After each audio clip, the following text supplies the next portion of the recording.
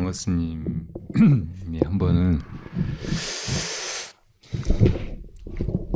제자들한테 저 나무를 가리키면서 저 나무 가지 중에 곧은 부분이 어디냐고 물어봤어요.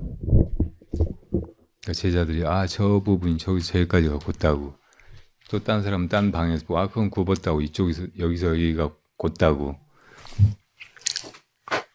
그러다가 이제 막 중원본 실랑이가 벌어지니까 경호 스님이 말씀하셨어요. 곧은 것은 곧은 것대로 곧고 굽은 것은 굽은 것대로 곧다. 이렇게 곧은 것을 어떤 때는 이제 옳다고 하고 시라고 하죠. 굽은 것은 틀리다고 하고 비라고 하고. 우리가 세상 살면서 다 그렇게 옳다, 그르다, 곧다, 굽었다, 시비, 분별을 하지만 더 큰 눈으로 보면 옳은 것, 그른 것, 곧은 것, 굽은 것이 따로 있는 게 아니, 그대로 다 옳은 것이고 그대로 다 곧은 것이라고. 우리가 뭐 건강한 거나 이제 점점 성장하고 이렇게 강해지고 막 하는 것은 좋은 것이라고 생각하고, 노쇠해지는 거, 어디 아픈 거, 병드는 거, 죽는 거, 이런 것은 좋지 않은 것이라고 그렇게 분별할 뿐이지, 그 모두가 다 변화의 과정이고 어떤 것도 한 가지 모습으로 있을 수 없기 때문에 다 인연 따라서 생겨나고 사라져가는 그 도중에 있다고. 따로 그걸 분별해서 보지 않으면 이 전체의 그 흐름은 언제나 여유하게 지속될 뿐이지, 있다 없어지고 뭐 흥했다가 망하고 막 그런 일이 없어요. 그러니까 망한 것은 망한 것대로, 흥한 것은 흥한 것대로 다 좋은 거고, 옳은 것도 그른 것도 곧은 것도 구운 것도 다 좋은 거죠. 이게 이제 절대적인 긍정이고,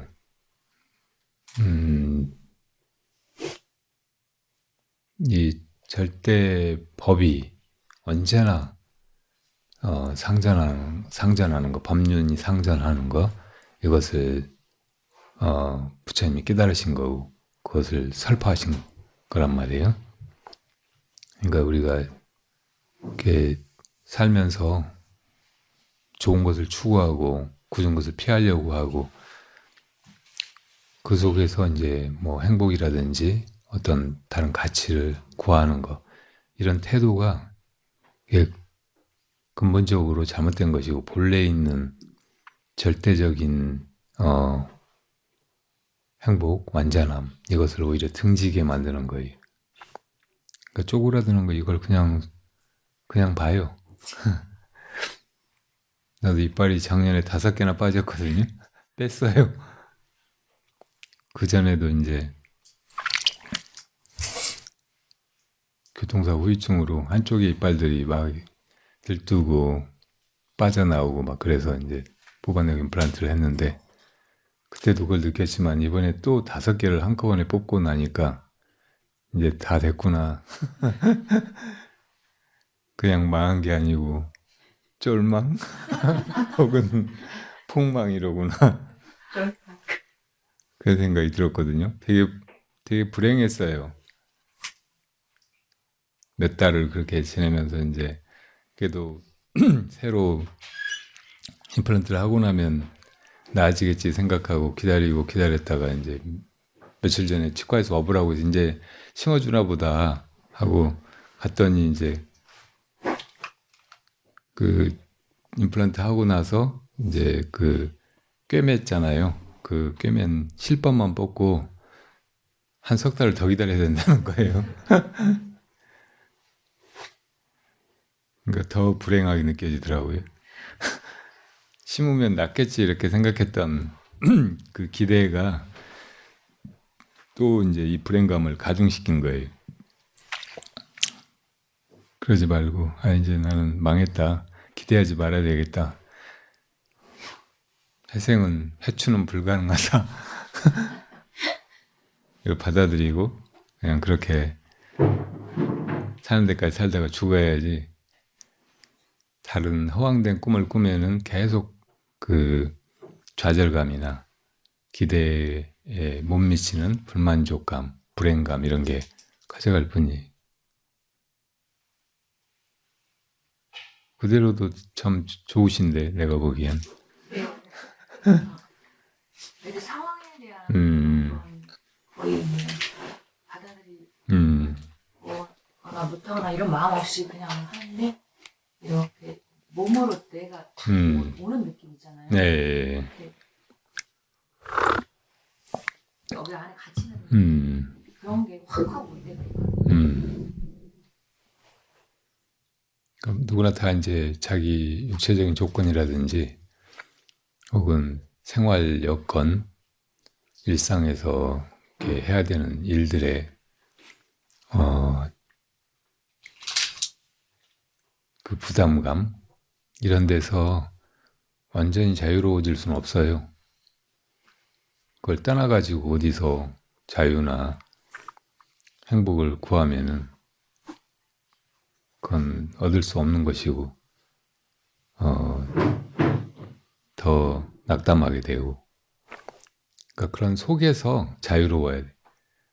이렇게 묶여 있는 속에서 그런 여러 가지 제약이나 구속, 그 속에서 이렇게 자유를 발견해야 된다고. 그건 이제 선에서 말하는 그런 통찰, 아까 경호 스님이 구분 것을 구분대로 곧다고 보는 그런 안목을 통해서 가능한 거예요. 그러니까 이제 늙었구나, 이제 망해가는구나 하고 이걸 알아보는 그 눈, 그거는 절대 늙지 않아요. 없어지지 않고 오히려 그런 걸 통찰 그대로 직시할 때마다 더 예리해지고 더 밝아지고 하는 거지.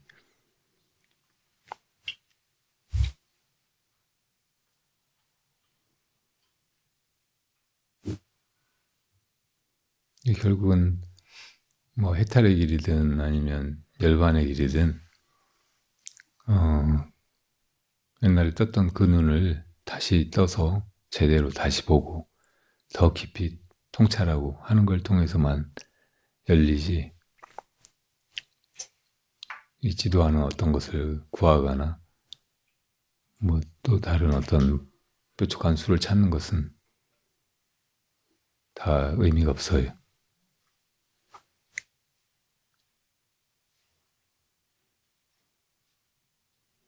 제 답이 마음에 안 드시죠? 그래도 할 수 없어요.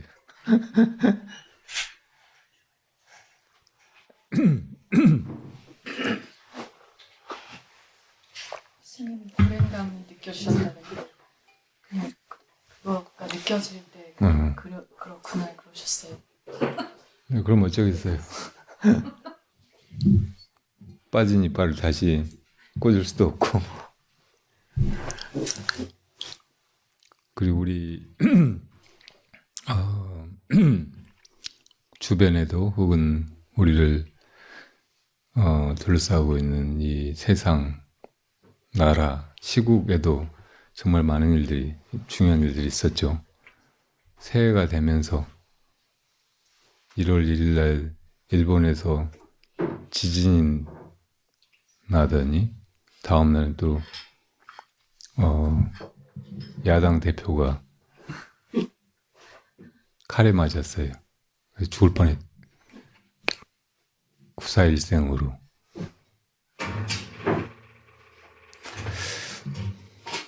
살아나긴 했는데 이상하게 올해 초에, 보통은 제가 정초에 동해 가까운 데 사니까 동해에 가서 해돋이를 보고 그 사진이랑 또 이제 우리 축원하는 그런 문자 메시지 이런 거를 신도분들한테 보내고 했잖아요. 근데 이상하게 그렇게 되지가 않는 거예요. 그래야지 했는데 약간 흐리고 해가 안 뜰 것 같더라고요. 그래서 안 가고 그 문자도 안 보내고 뭐 그랬는데 막 그런 일이 터지고 하니까 조짐이 너무 안 좋게 느껴지는 거예요.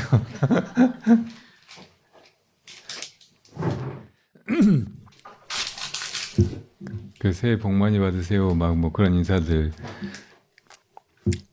어디서 들려오고 하는데 내가 굉장히 인상 깊게 들은 인사말은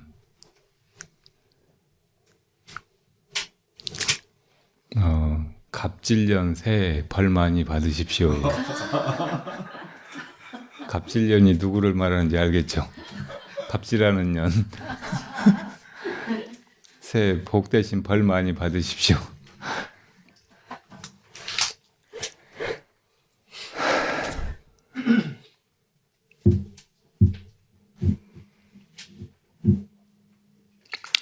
이따가 법회 시간에 주로 얘기를 하겠지만 우리가 대부분의 우리가 잘 못 살고 있어요. 오늘 발성화제 제목은 소유보다는 나눔이, 얽매임보다는 벗어나는 자유가, 과시보다는 자비로운 공존이 행복임을 알고 실천하는가 거든요.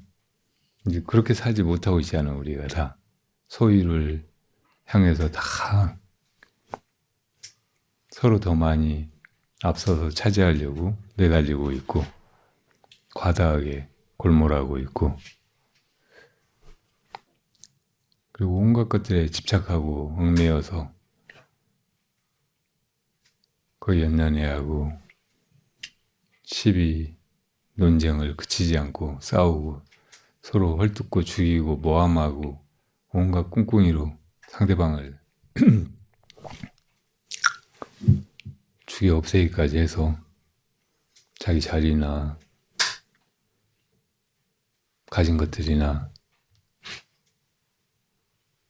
뭐 가까운 그런 인연만을 지키려고 그렇게 골몰하고 있잖아요.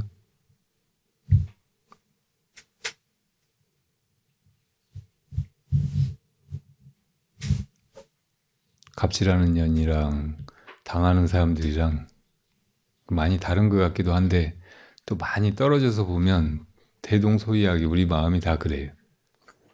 그래서 그런 시대를 같이 살아가고 있고 그런 공업의 과보를 함께 받고 있는 건지도 모르죠. 자비로운 공존은 거의 불가능해 보여요. 그랬으면 좋겠는데 그런 세상이 왔으면 좋겠는데 그런 대동의 세상이 아니고 다 뿔뿔이 자기 속만 챙기고 자기만 잘 되려고 하고 자기 혼자 행복하려고 하고 상대방을 무시하고 짓밟고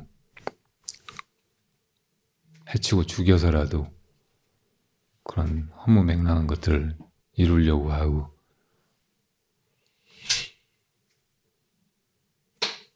술만 처먹는 그 갑질남 같이 다 그 어찌 보면 이렇게 취생몽사하고 있어요.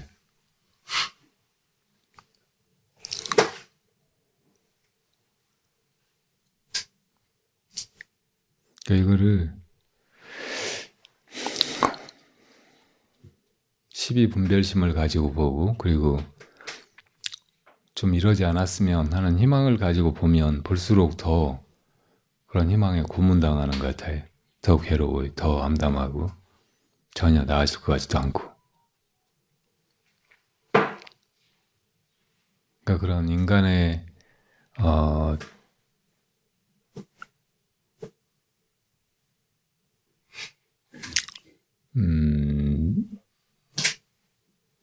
어찌 보면 상시적이고 나약하고 또 소박한 그런 마음으로 그런 헛된 꿈을 꾸지 말고 확 벗어나야 돼. 그러니까 저 경허스님 같이 완칠한 그런 선의 안목으로 세상이랑 우리 처지랑 우리가 이렇게 살아가고 있다는 이렇게 엉망진창으로 헤매고 있는 꼴을 돌아봐야 돼. 그리고 이것도 다 마음의 일이로구나. 이것도 다 지나가는 꿈속의 경계로구나. 마음이라고 보면 뭐 악몽도 꿈이고 무릉도원에서 부경화를 오래 누리는 그런 꿈을 꾼다고 해도 그 역시 마음의 장난에 불과한 것이니까 다 그냥 괜찮은 거죠. 꿈이라는 걸 알고 보면 이것도 꿈, 저것도 꿈이니까 그냥 다 받아들일 수 있고 뭐 그것도 내 마음인데 뭐 아무리 안 좋은 것도 그러니까 금으로 뭐 똥 모양으로 뭘 만들어 놨다. 똥. 그럼 그 똥이 금이에요. 똥 모양이지만 금이잖아요. 그러니까 그것도 괜찮아요. 똥 모양이 들었대요.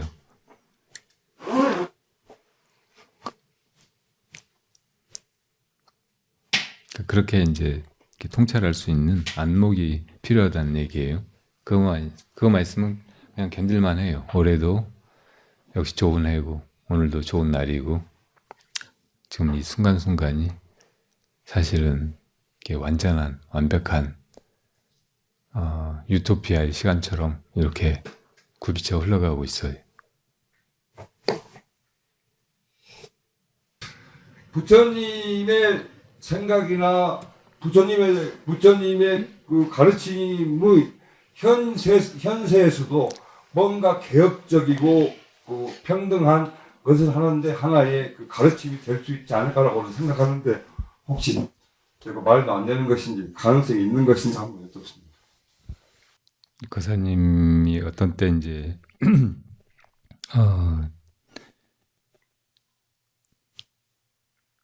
벌어진 일이나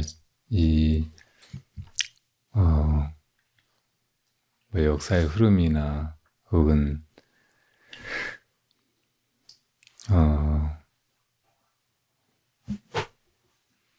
우리 인생의 궤적을 이렇게 통찰할 때 그런 직관적인 통찰은 상당히 날카롭고 옳게 느껴져요. 동의를 할 수가 있고. 근데 이제 무슨 얘기를 논리적으로 전개하면 지금까지 익혀왔던 그런 그 세계관, 특히 이제 막시즘의 그 유물론적인 그런 관점 이런 것에 너무 매몰되어 있어서 그 관점으로 모든 걸 다 보기 때문에 심지어는 부처님의 가르침조차도 그렇게 이제 해석을 하고 그렇게 해서 거사님이 잘못 해석한 불교를 지금 이 시대에 혹은 우리의 삶에 적용을 하려고 하니까 불법이 제대로 적용되지가 않고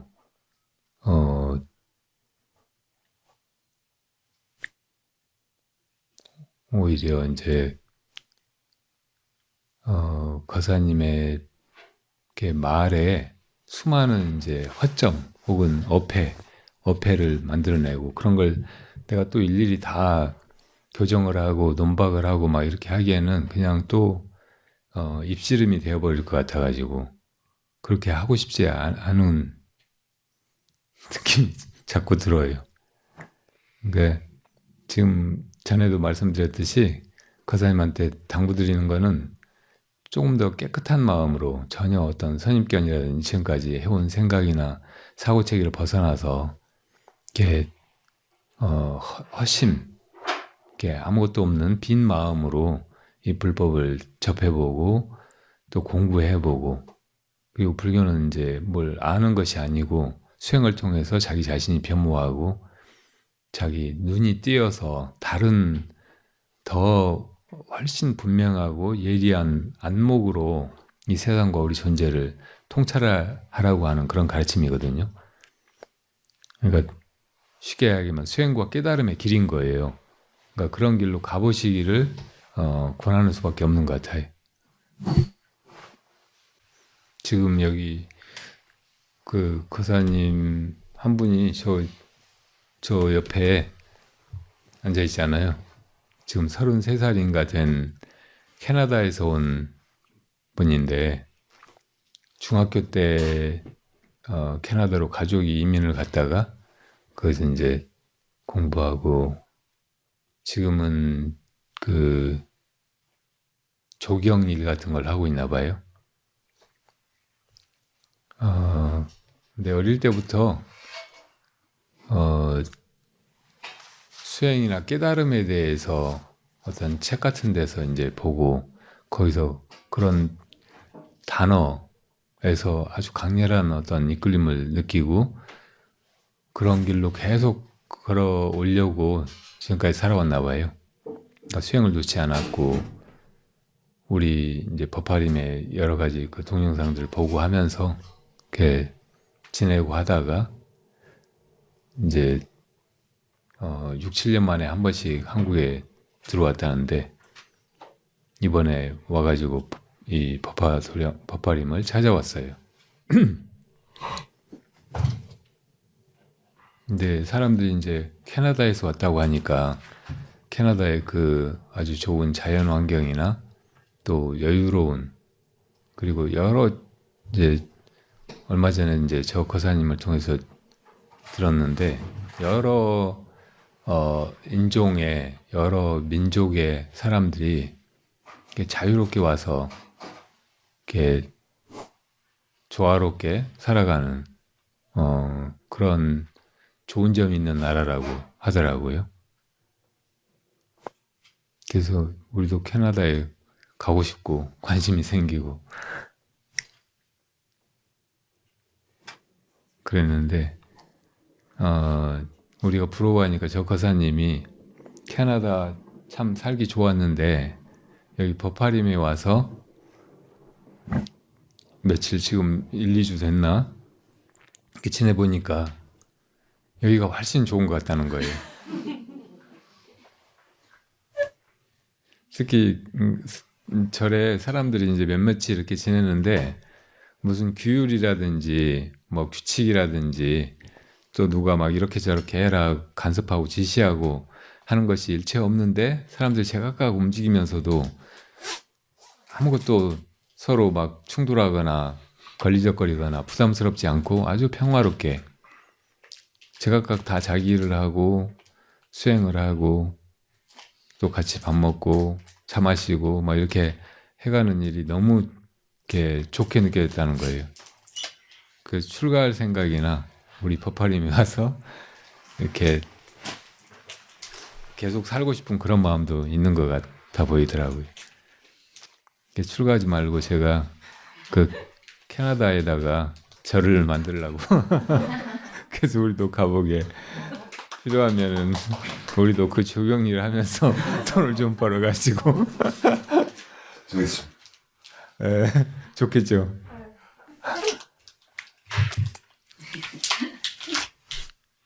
그러니까 우리가 이상적인 세상, 이상적인 사회가 무엇일까? 그거를 이제 항상 골몰하고 찾아왔잖아요. 그런 데 가고 싶어하고 그런 나라를 만들고 싶어하고 그런 세상, 그런 미래가 왔으면 하고 기다리고 이렇게 해왔는데 이 전체 세상을 그렇게 만든다는 것은 우리 힘에 너무 붙이는 일 같아요. 그건 유토피아라는 말을 다른 말로 엘도라도라고 하잖아요. 엘도라도는 그 어느 곳에도 없다 그런 뜻이래요. 그냥 이상 우리 상상 속에만 있는 거예요. 그런데 그런 세상은 불교적인 이제 이 너무나 거대한 이 시간관으로 보면은 그런 세상이 있어요. 지금은 이제 오탁악세라고 하잖아요. 모든 것이 다 혼탁한 그런 시대인 거예요. 오탁이 뭐예요? 먼저 그 겁 자체가 탁하다고. 그러니까 겁증이 있고 겁감이 있고 계속 오르락내리락 해요. 근데 지금은 겁감으로 거의 밑바닥에 떨어져 있는 그런 시대인 거예요. 그러니까 이런 시대를 겁탁이라고, 탁한 겁이라고. 그래서 이제 세상에 태어나는 중생들은 명이 짧아요. 잠깐 있다 잠깐 없어지고 무상이 너무 신속하고 이런 걸 명탁이라고 해요. 어서 오세요. 명탁, 목숨 명자. 거기 태어나는 중생 자체가 탁해, 업이. 중생탁이라고 하고 또 업탁이라고 한다고. 그리고 마지막으로는 중생의 견해 자체가 탁해. 잘못 보고 살아요. 헛된 것을 쫓고. 그러니까 제일 쉽게는 우리가 욕망이 없어야 이제 그 무욕의 청정심, 열반의 마음 이것을 느끼게 되거든요. 그게 정말 행복이고 편안한 거란 말이에요. 근데 이 오타각세의 중생들은 욕망이 있어야 행복도 얻는다고 생각을 해요. 욕망이 있어야 우선 뭐가 채워지게 되고 그렇게 채워지는 것이 행복이라고 느끼는 거예요. 그러니까 이런 견해 자체가 잘못된 거고 이게 탁한 거라고. 지금 우리가 그렇게 이 오탁 5가지 탁함 속에 처해 있잖아요. 우리 자신이 그렇게 탁하고. 그러니까 이런 세계에서 무슨 이상향을 꿈꾸고 유토피아를 구하고 뭐 그런 뭐 공산주의 사회든 아니면 율도국이든 무슨 태평천국이든 뭐 그런 거를 찾는다는 것이 허무맹랑한 것이에요. 불가능한 것이라고. 그러면 이 세상에서 행복은 불가능한가? 그건 아니에요. 뭐 부처님의 열반의 세계라고 해도 그게 어디 다른 세계가 아니고 지금 이 자리에서 우리가 느낄 수 있는 어떤 경지잖아요. 이게 정확히 마음의 본래 자리라고, 열반이라는 것이. 그러니까 지금도 있어요. 그리고 우리가 욕망이라든지 이 무지를 버리고 자기 마음을 들여다보면 그 열반의 그 느낌이 지금도 느껴진단 말이에요. 그러니까 그것은 우리 안에 있고 그리고 이 세상에 만약에 구현이 된다고 해도 전체가 다 되기는 이 오타각세에는 불가능하고 이게 그런 승가가 이루어져 있을 때 그때 그 자리에 비로소 드러나는 거예요. 부처님이 열애는 천상에서도 천하에서도 대중이 화합하며 정진하는 승가처럼 아름다운 꽃을 보지 못했다 이렇게 말씀하셨잖아요. 이게 이제 정말 좋은 세상이잖아요. 정말 좋은 세상이 천상에도 없다는 거예요. 인간 세계는 더더군다나 찾아볼 수가 없고. 근데 대중이 모여가지고 이렇게 서로 도우면서 서로 믿고 서로 위하고 이끌어주고 따르고 하면서 이렇게 나아가는 승가야말로 가장 아름다운 사회이고 이상향이고 우리가 그토록 기다리던 아름다운 더 나은 미래의 모습이라는 거예요. 그러니까 그런 걸 저 거사님이 잠깐이지만 이렇게 초라하고 사람도 몇 없는 법화림에 와가지고 그걸 느낀 거예요.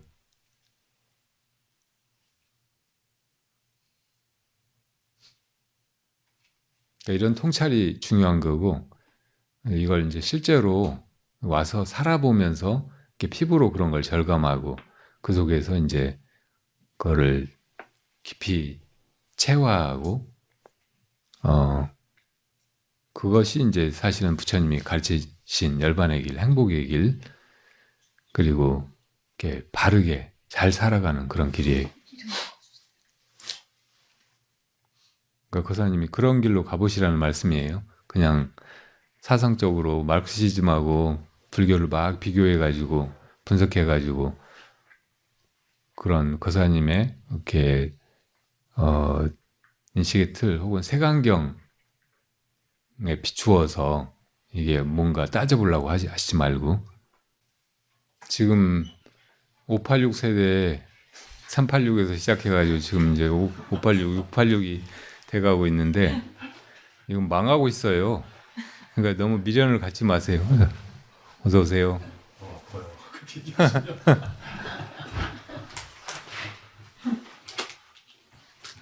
그리고 꼰대짓 틀딱 소리 하지 말고 그냥 조금 더 겸허하게 이 육신의 나이라든지 육체적인 조건이라든지 내가 살아온 과거에 대한 기억이라든지 이런 걸 다 털어버리고, 그럼 눈은 처음에 태어날 때 그 깨끗한 눈이에요. 그 눈으로 다시 세상을 보고 부처님의 가르침을 배워보고 와서 살아보면서 느껴보고 막 그러면서 마음을 열고 보면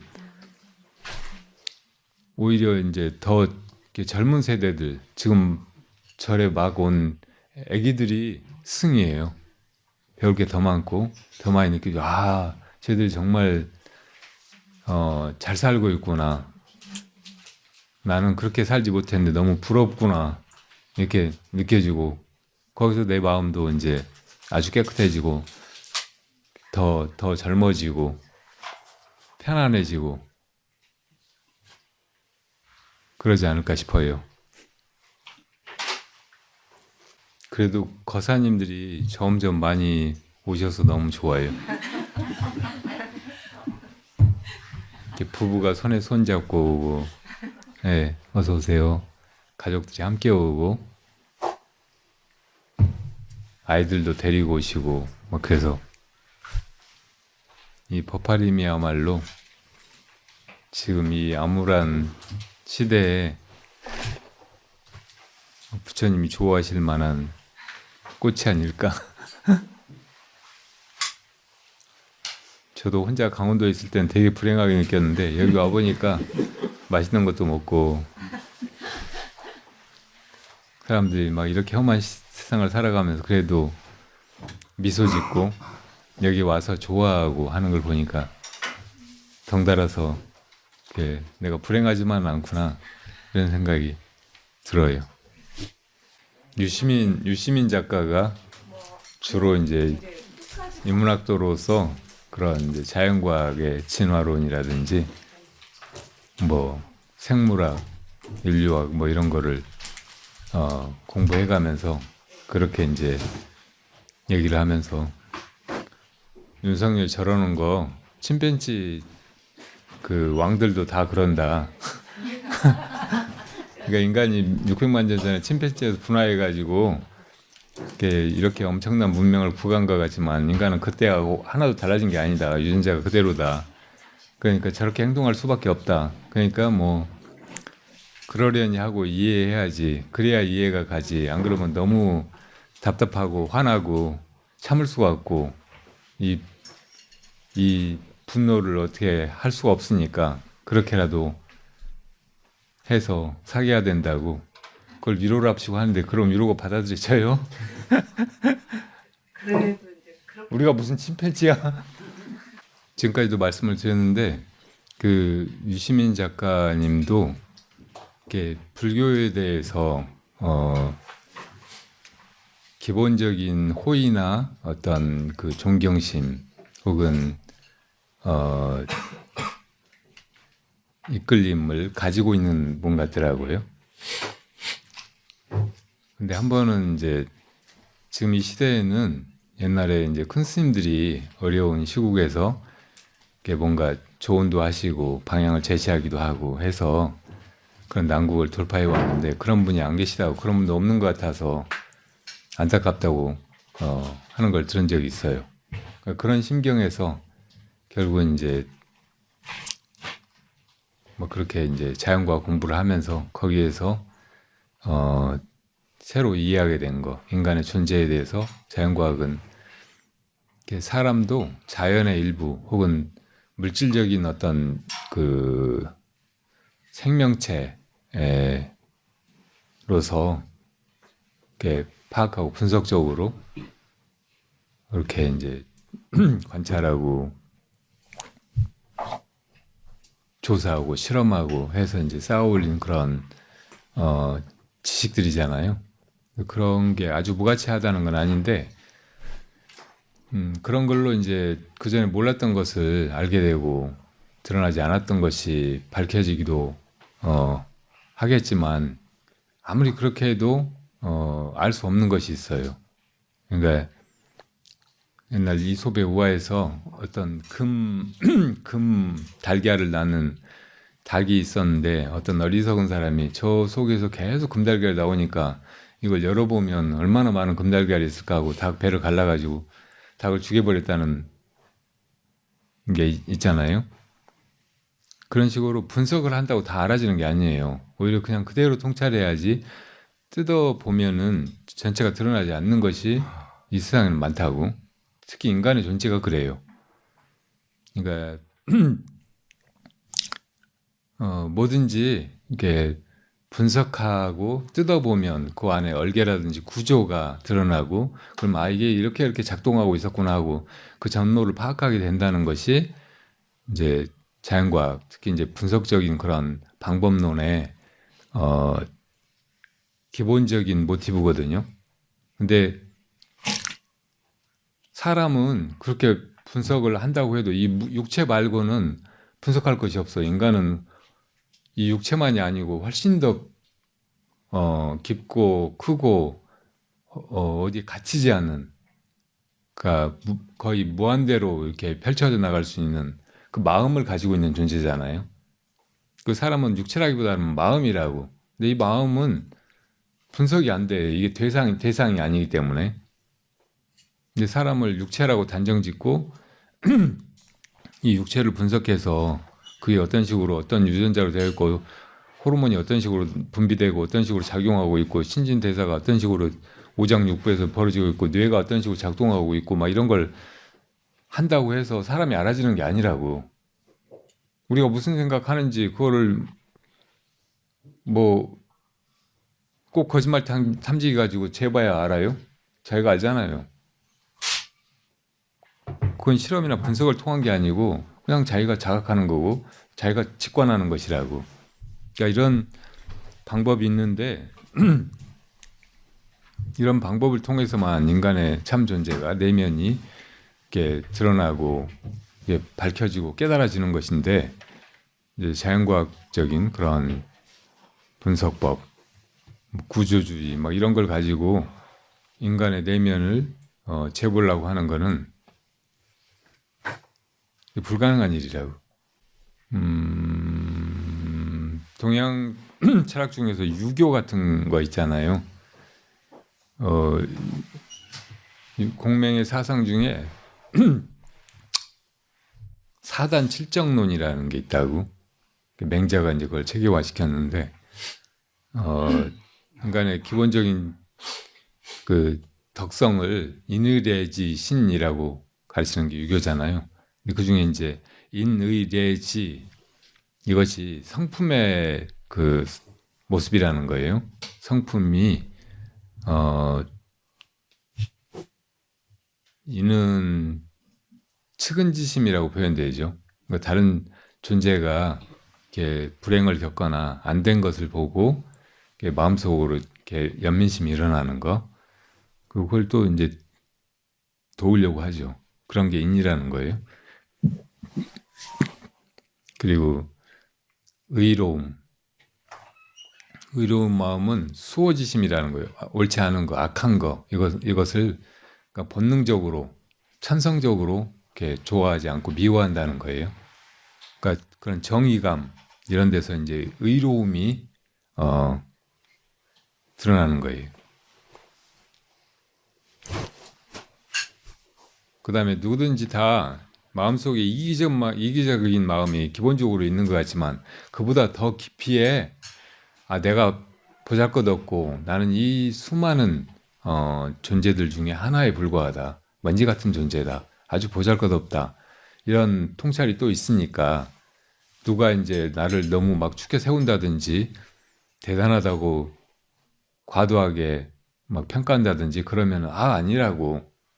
나 그런 그런 칭찬을 들을 만한 그런 존재가 아니라고. 나 그런 자리는 내가 감당할 수 없다고 사양하는 마음이 있다는 거예요. 사양지심. 이것이 이 겸양의 미덕이 예의라는 거예요. 예. 그리고 이제 사람 마음은 기본적인 어떤 변별력이 있잖아요. 옳고 그름을 따질 수 있는 마음, 옳은지 그런지를 가려볼 수 있는, 진실을 참고하고 또 진실을 좋아하는 그런 마음이 있단 말이에요. 이 십이지심. 그러니까 이게 다 누구에게나 있다는 말이에요. 그리고 그 본래 마음, 본래 성품, 이것이 가지고 있는 그런 것들이 제대로 구현되게 만드는 거, 이것이 이제 육아의 그 학자들, 선비들이 닦아가야 될 것들이고, 그렇게 이제 닦아서 본래 성품 자리에 있는 그 4가지 덕 혹은 5가지 이늘해지신 이것을 이제 다 드러낸 존재가 군자라는, 군자가 이상이죠.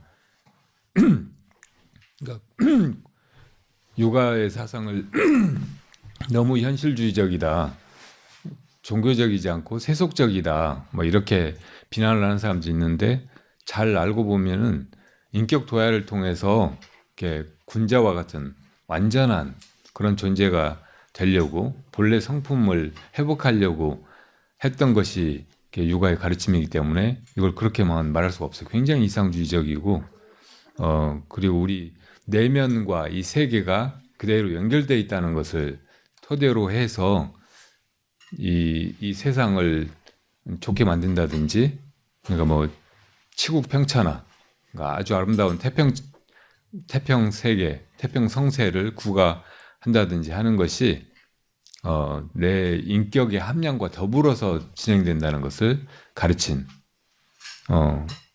뭐 서양의 그 물질적인 세계관하고는 비교할 수 없이 훨씬 더 심오한 그런 가르침인 거죠. 이제 거기서 이제, 그러니까 그 성품 자리에서 그 다음에 나오는 것이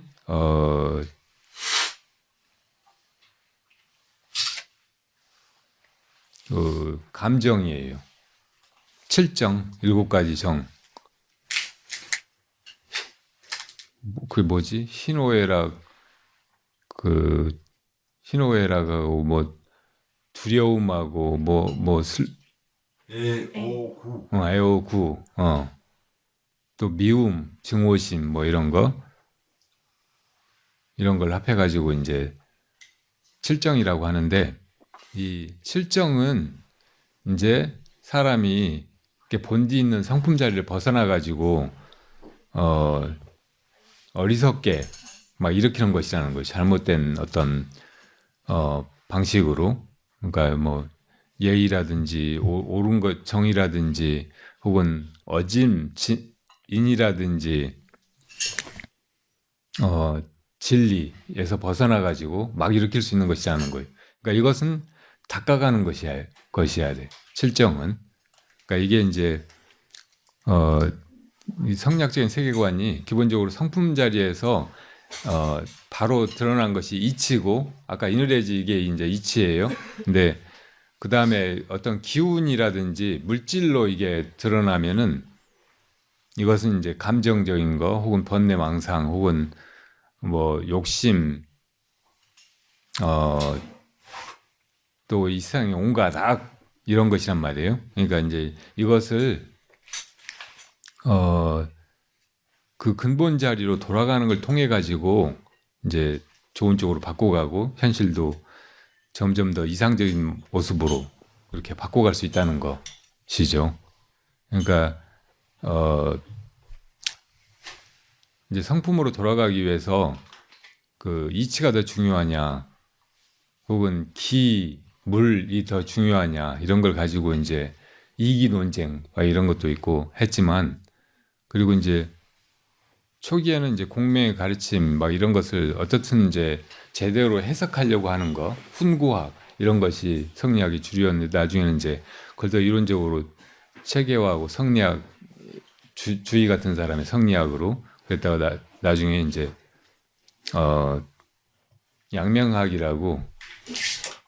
와가지고는 이제 서양의 그 물질주의 뭐 이런 데 영향을 좀 받았는지 경물치지 같은 거를 이제 새로운 어떤 학문의 방법론처럼 그렇게 제시했거든요.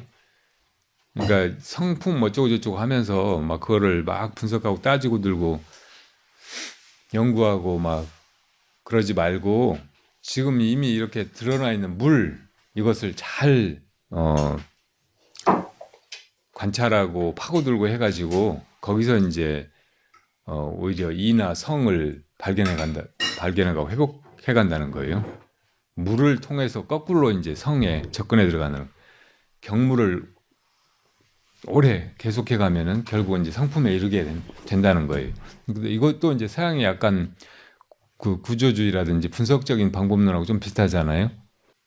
그러니까 이제 시대의 흐름이 그랬는지 서세 동점의 그 서양 제국주의의 팽창이 이루어지고 동양 사회가 밀리면서 이제 어찌 보면 동양의 이 세계관도 조금씩 더 물질화되고 세속화되어 온 과정이라고 말할 수도 있어요. 결국 이제 유교가 망해버렸죠. 서양의 물질 문명에 처참하게 패배했잖아요. 근데 그렇게 이제 물질 만능의 시대가 되고 모든 세계가 다 서구화되고 개발한다 혹은 뭐 경제 성장한다 하고 막 이렇게 내달리고 하면서 이제 자본주의가 이렇게 자리를 잡아가는 과정에 이제 이게 옳지 않은 것 같으니까 이게 인간의 행복에 모두의 행복에 전혀 도움이 안 되는 정말 좋지 않은 체제 혹은 그런 세계관인 것 같으니까 거기에 이제 반작용으로 마르크시즘 같은 게 드러나잖아요. 근데 이거 역시 너무나 물질에 치중하고 있어요. 물질적인 어떤 소유, 이걸 평등하게 하면 모든 인간이 다 평등해지고 모든 인간이 다 행복해질 것처럼 너무나 큰 오류를 안고 시작을 한 거예요. 그래서 우리가 다 어떻게 물질적인 소유만 가지고 다 평등하다고 다 어떻게 다 똑같이 행복해질 수가 있어요. 말도 안 되는 거잖아요. 이건 우리 내면이라든지 우리 존재를 돌아보면 누구나 다 여기에 이게 말도 안 되는 거다 하는 걸 단박에 알아볼 수가 있는데 이게 이론이니까 논리적으로 막 그럴듯하고 막 뭐 역사가 그렇게 흘러왔느니 앞으로 역사는 이렇게 흘러갈 거니 막 하면서 혁명해야 된다고 막 하니까 이 세상이 이제 젊은 지성들을 그냥 헷가닥하게 한 거지. 그래서 이제 정말 많은 사람들이 지난 세기에 젊음을 갖다 송두리째 바치고 목숨을 걸고 막 혁명이니 뭐 적화니 막 하면서 그렇게 이제 하다가 희생당하고 그리고 막 아커사님 아까 뭐 막심이 소련의 붕괴로 이제 사라진 게 아니라고 물론 그게 잘못됐다는 것이 증명된 게 아니라고 처음부터 잘못된 거예요. 이건 불교적인 어떤 통찰, 부처님의 깨달음이라고 하는 이 세상에 무엇이 옳은 것이고 무엇이 이 인류를 생명들을 괴로움에서 건질 것인가 이것을 직접 실천해보고 그걸 증험해냈던 부처님의 그 가르침에 비춰보면 이건 진짜 웃기지도 않는 처음부터 거짓투성이고 적용해보면 보나마나 뻔하게 실패로 돌아갈 그런 이론에 불과한 거예요. 망상. 그러니까 이런 거를 지성의 힘만 가지고는 알아보기가 힘들어요. 사람이 뭘 안다고 하는 것이 얼마나 많은 편견으로 또 얼마나 많이 잘못 이미 가지고 있는 가치관이라든지 혹은 인식의 틀 이런 것에 비추어 봐가지고 어떤 것이 옳다 그르다를 판단하는 게 이 논리적인 이성이니까 이게 얼마나 속기 쉽고 허약한 것인지 진리를 발견하기에는 너무나 불완전한 틀인지 이런 거를 지성의 생각으로는 판단도 못한다고 오히려 그런 걸 내려놓고 그냥 자기 존재를 바로 직관하려고 하는 그런 깨달음의 길, 자각의 길 이런 길로 가봐야만 이것이 왜 잘못인지 왜 말도 안 되는 것인지 뭐 실험해볼 가치도 없는 것인지 이런 거를 분명하게 안다고. 그 제가 최근에 이제 무슨 그 미국의 국가 기밀문서 이런 게 이제 50년인가 지나면 다 해제되잖아요. 완전히 그런 것만을 토대로 해가지고 한국 전쟁을 조명한 그런 그 연구서를 봤거든요. 근데 거기 보니까 러시아에서 1914년에 볼셰비키 혁명이 일어나는 것 자체가 레닌이라든지 혹은 소수 지식인들이 이렇게 마르크시즘을 가지고 각성된 그런 마음으로 러시아 민중을 해방시키려고 그렇게 시도해서 그게 성공한 것이 아니고 거의 전적으로 미국의 자본이, 유대 자본이 만들어낸 것이더라고요. 뭐 록펠러라든지 카네기라든지 막 이런 미국의 그 자본들이 있잖아요. 군수 산업 같은 거 막 이런 걸 또 많이 해가지고 나중에 떼돈을 번 이런 놈들이 이제 세계가 그렇게 팽창하고 나치즘이 그때는 이제 일어나서 세계 대전이 일어났고 그리고 이제 거기서 돈 많이 벌었는데 이제 이거 나치즘 없어져 버리고 독일 끝나버리면 이제 전쟁 벌어질 일이 없잖아요. 별로 없어 보이잖아요. 그러니까 여기서 어떻게 돈을 벌까 생각하다가 공산주의 이론을 이걸 살려가지고 어떤 나라를 공산화하기로 한 거예요. 근데 미국이나 막 이런 데도 공산주의, 유럽에도 공산주의 이론이 있었지만 대부분의 사람들 이거 보면은 웃지도 않는 거라고 생각을 한다고. 근데 이제 그거를 미국의 자본이 돈을 대줘가지고 레닌이나 이런 사람들이 이렇게 움직이게 하고 그렇게 해서 혁명을 거의 일으킨 거예요. 그 혁명 일으키고 나서도 이제 불안했잖아요. 러시아 내전이 이제 오래 있고 막 그랬는데 다시 이제 짜르가 복고 왕정을 하려고 하고 이제 거기 그 동조하는 사람들도 많고 막 그러니까 이제 그런 상태였는데 러시아를 굳건하게 자리 잡게 하기 위해서 미국에서 또 제공해 준 게 핵이에요, 핵. 이제 그 일본에다가 핵폭탄을 터뜨렸던 미국이 먼저 독일보다 먼저 핵폭탄을 거머쥐었잖아요. 그래서 그거를 그 기술이랑 뭐 기술자들 뭐 이런 걸 다 러시아에 송두리째 갖다 줘요. 이 사람들이 유대 자본이. 그래서 러시아를 미국하고 필적하는 대국으로 만든 거예요. 그래서 냉전을 일으키고 그리고 그 이후에 이제 한국 전쟁이라든지 베트남 전쟁이라든지 이런 걸 일으키고 거기서 돈 번 거 쓴 이놈들이에요. 그러니까 우리가 뭐 자유민주주의를 지키기 위해서 유엔 몇십 개국 나라에서 막 한국을 도우러 왔다고. 그 공산주의 적화 야욕에서 한국을 구했다고 막 이렇게 믿는데 이게 다 그놈들이 조작하고 만들어낸 전쟁들이고 세계 역사 자체를 그렇게 이제 동서 냉전 구도로 만들어 가지고 대립하게 만들고 그래서 이제 그런 전쟁을 일으켜 온 거예요. 그러니까 한국 전쟁이 이놈들이 러시아의 혁명을 일으키고 스탈린을 비호하고 하면서 스탈린이 뭐 북한이나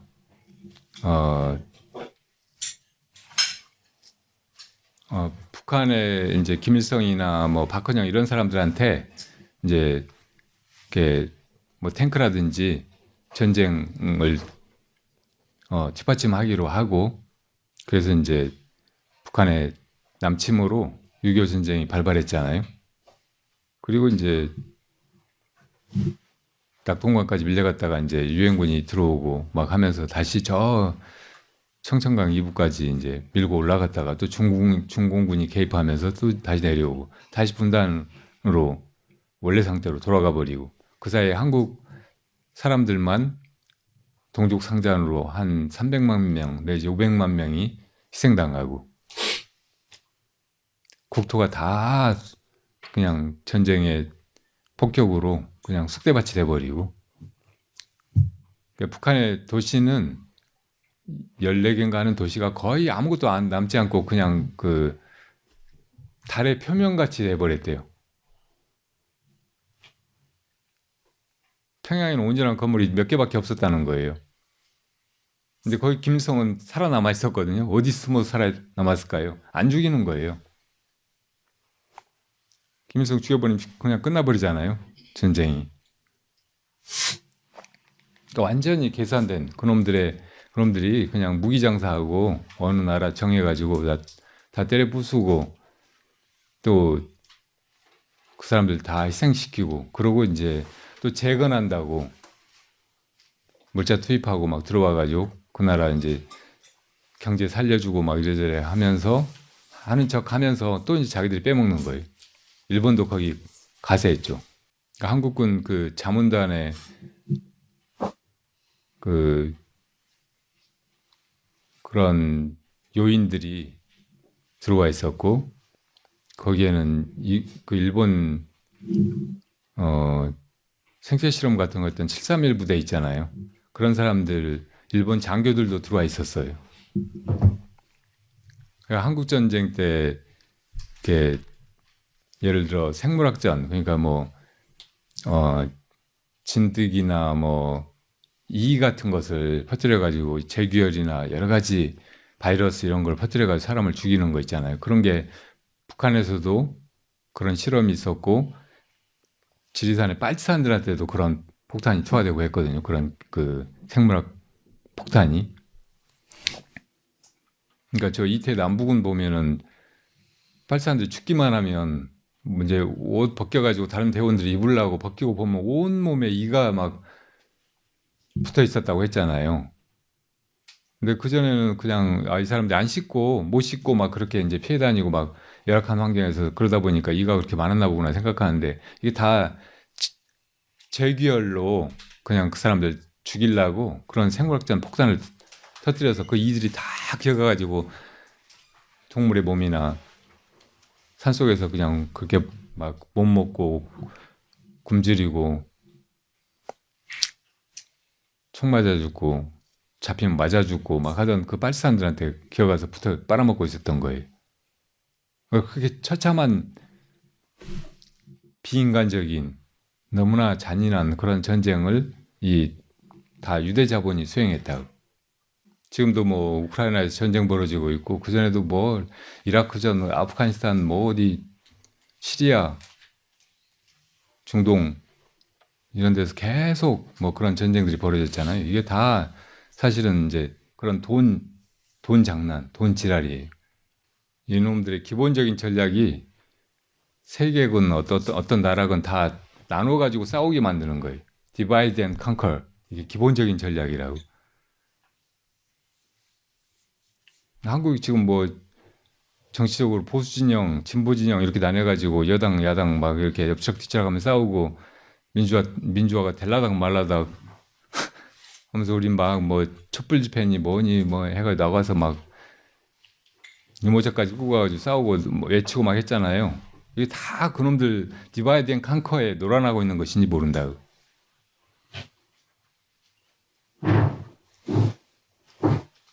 그놈들이 이제 큰 세력이든 아니면 소수의 몇 사람이든 거기에다가 이제 뭐 정치인들이라든지 재벌들이라든지 혹은 이제 조금이라도 뭐 떡고물 떨어질 거 있으면 거기 가서 붙는 다수의 이렇게 무지한 사람들 이런 걸 막 끌어들여 가지고 자기들끼리도 싸우게 만들고 또 뒤에서 이제 장기 두듯이 이리저리 조종하고 어떤 때는 이 사람 죽이고 어떤 때는 저 사람 살려주고 그리고 그렇게 이제 지도자라든지 정치 요인으로 만들 때 항상 염두에 두는 또 한 가지 규칙이 정치적인 야심이 있고 또 나중에 원하면 갈아칠 수 있는 문제를 안고 있는 사람을 고르는 거예요. 항상. 그러니까 지금까지 한국의 정치 지도자들이라든지 다른 나라의 뭐 누구라든지 보면 다 어떻게 저런 사람이 대통령이 됐을까? 어떻게 저런 사람이 저렇게 큰 나라의 수장일까 싶은 그런 사람들이 대부분이잖아요. 그런 이유가 그놈들이 그런 사람을 고르기 때문이에요. 똑똑한 사람은 절대 안 돼. 제거돼. 어떻게 조금 이용당했다가도 그런 이제 전말을 폭로하려고 하면 트럼프, 케네디처럼 되는 거예요.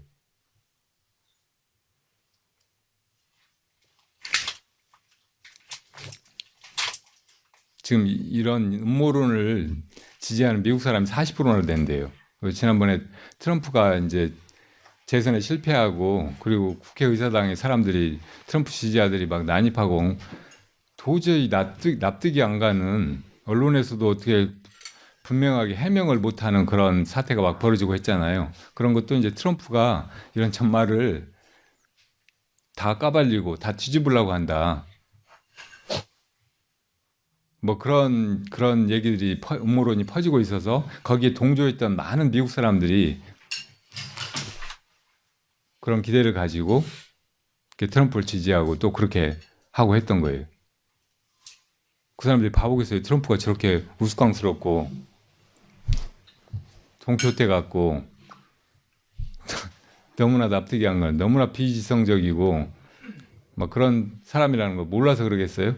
근데 그 전에 역사가 조금만 들여다보면, 조금만 찬찬히 찾아보면 우리가 알고 있는 그런 표면적인 그 흐름하고 완전히 다른 뒤에 어떤 조종하는 그런 세력들의 무서운 음모 이런 것이 있으니까 이런 것을 사람들이 조금씩 알게 되면서 여기에 동의하지 않는, 이거 진짜 잘못됐다, 이런 세상 이렇게 가도 돼? 하고 생각하는 미국 사람들이 아주 많아져서 그런 거예요.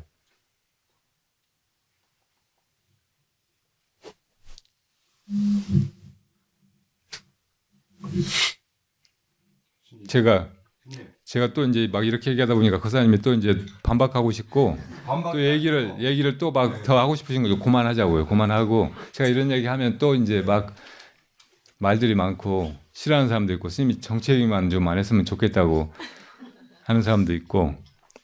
조심하시라고 말씀드린 겁니다. 그놈들이 스님 노릴 거니까 다음으로 진실을 밝히시면.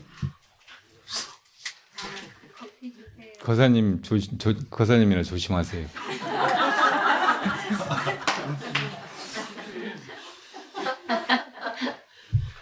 저 너무 챙겨주지 마세요. 누가 하는 말도 이제 뭐 부분적으로 틀린 것도 있고, 이렇게 잘못 말한 거, 잘못 기억해가지고 잘못 옮긴 거, 뭐 그런 게 있게 마련이죠. 그런 걸 다 따지고 논박하고 막 이렇게 하기로 하면 그냥 말잔치밖에 되지가 않고, 제가 드리고자 하는 말씀은 이 세계가 눈에 보이는 것처럼 이게 뭐 법질서라든지 혹은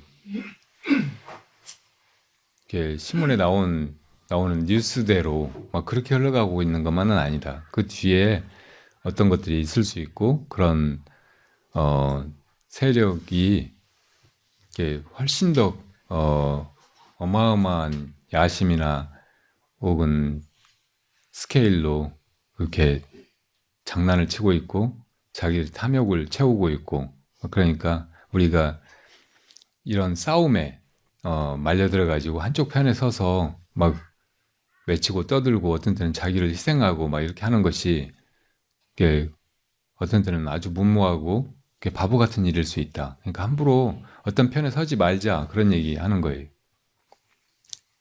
그리고 결국 이제 그런 그 세력들이 추구하는 것도 돈이라든지 자기들의 권력이라든지 이런 것이잖아요. 그러니까 이런 게 다 인간의 욕망에서 온 것이라고. 그리고 그 뿌리는 역시 이기심이라고.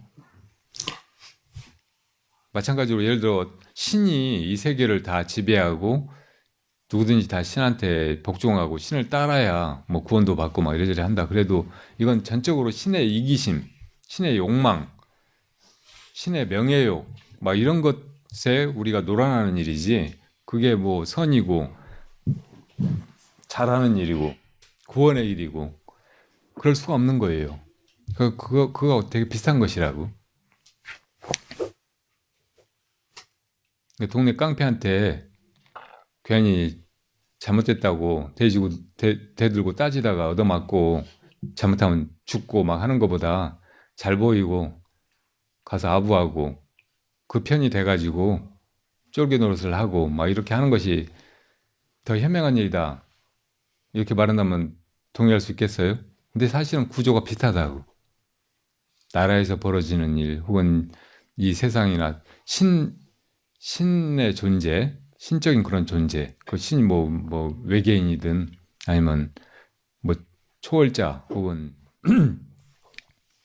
이 세계 주인이든 어떻게 믿고 어떤 식으로 태도를 보인다고 해도 그런 태도는 그렇게 지혜롭지가 않고 우리를 정말로 이 생사의 속박과 고통에서 벗어나게 하는 길이 되지 못한다는 거예요. 그러니까 이제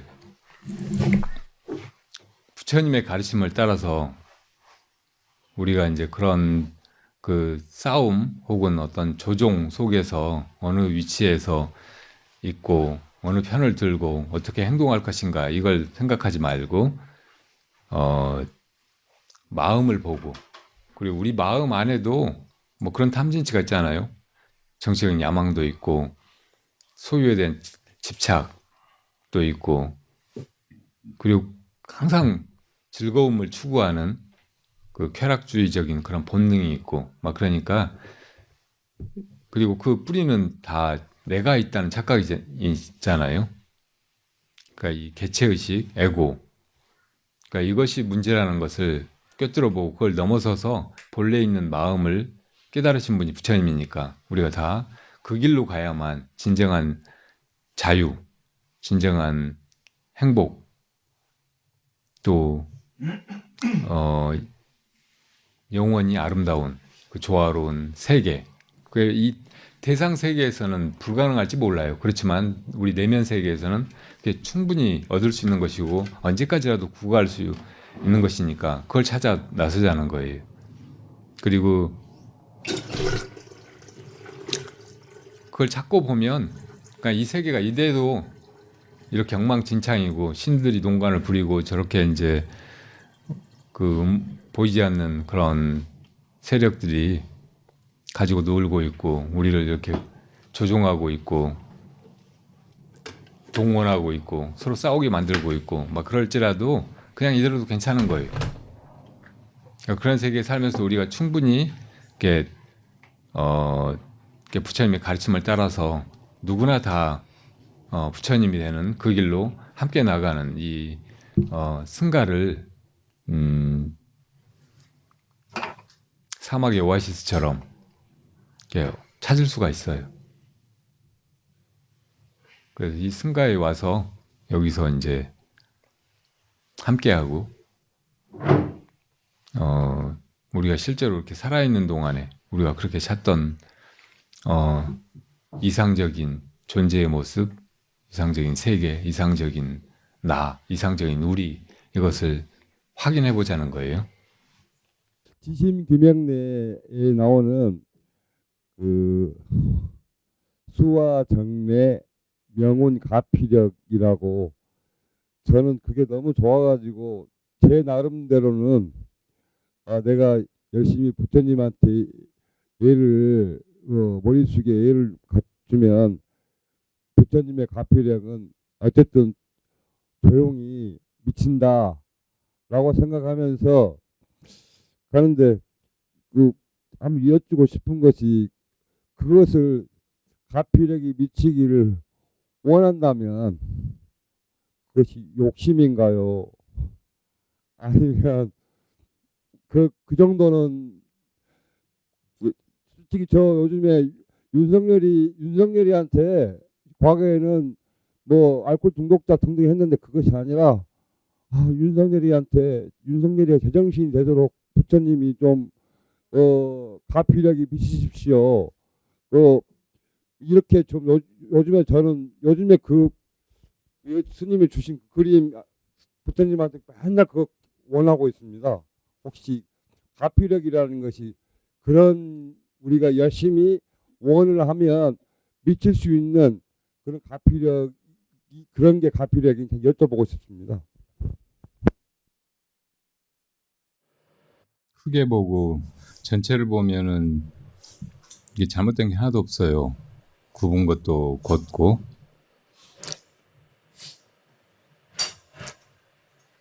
그릇된 것도 옳고 그렇게 말할 수 있는 경지죠.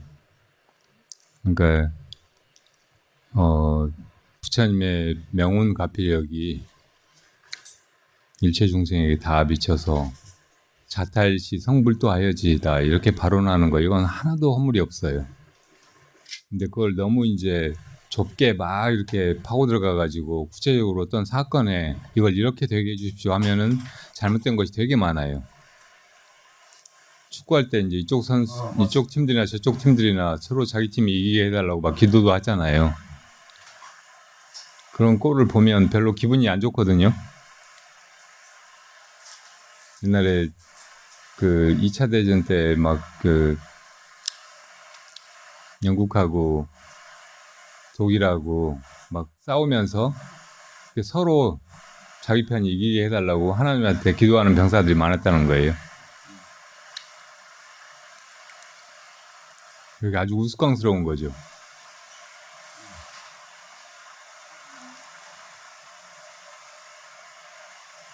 내 아들만 서울대에 가게 해주시고 옆집 아들은 아무데나 가게 해주세요. 그렇게 하는 것도 우습잖아요. 저번에 이제 거사님이 이재명 대표가 이제 그렇게 암살 미수범한테 칼에 맞아가지고 그럴 때도 거사님이 단톡방에다가 그렇게 올렸다고 하시더라고. 네? 페이스북에다가 그렇게 올렸다가 이제 다른 사람들이 막 이렇게 욕 먹고 댓글 비난에 시달리고 막 그랬나 봐요. 그러니까 그런 게 이제 그렇게 이제 잘못 적용하는 예예요. 그러니까 이재명 대표가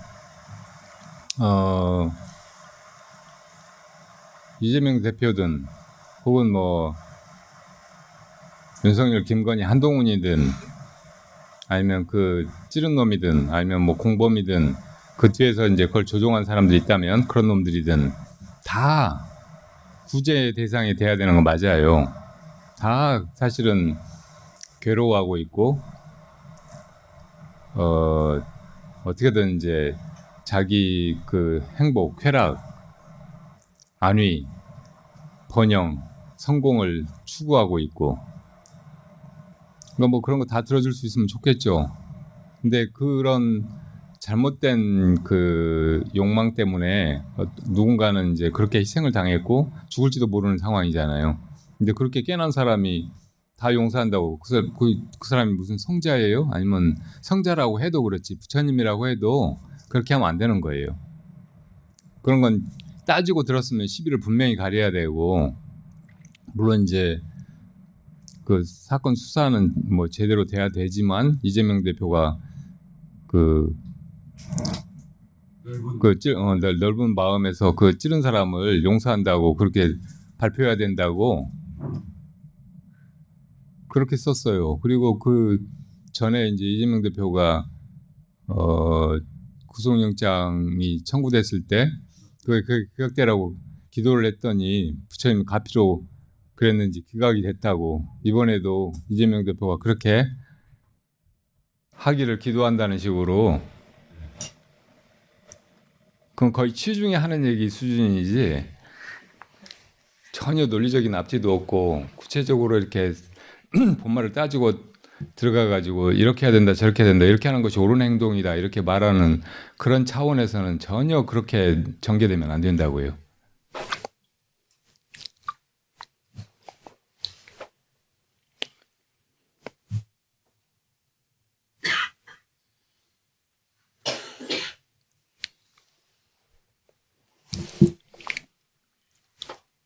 본체하고 마누라 처바하고 싸워가지고 서로 막 옳다고 할 때 당신 말이 옳소, 당신 말도 옳소.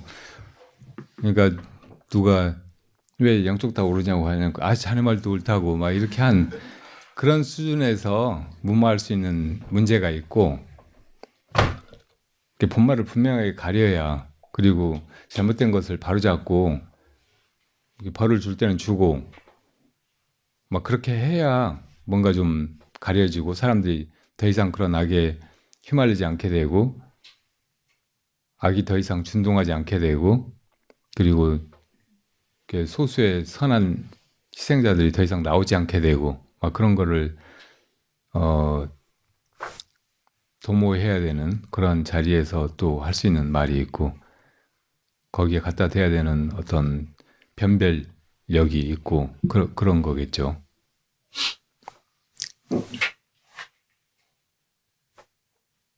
제가 그렇게 이제 말씀하신 것이 잘못됐다고 이렇게 또 따지고 들은 게 아니고요. 그러니까 부처님의 명운가피력 이런 걸 기도하고 막 할 때는 온 중생이 다 그러기를, 누구나 다 그러기를, 한 생명도 빠지지 않고 다 그렇게 되기를 이렇게 바라는 마음이면 그게 이제 제일 바른 거고 숭고한 것이고. 윤석열이 제정신 자네가 그런 거 빌지 마세요. 알았습니다. 그렇게 빌어도 안 될 때가 많고 누구나 다 제정신 차리고 바르게 행동하고 바르게 살고 모두를 위해서 살고 그렇게 되기를 기도를 한다면 그건 아주 좋은 기도예요. 누구나 네. 모든 중생이 우리 근데 윤석열 저런 놈은 말하지 말아야지. 스님은 잘했다고 칭찬받을 줄 알았더니 전혀 반대로.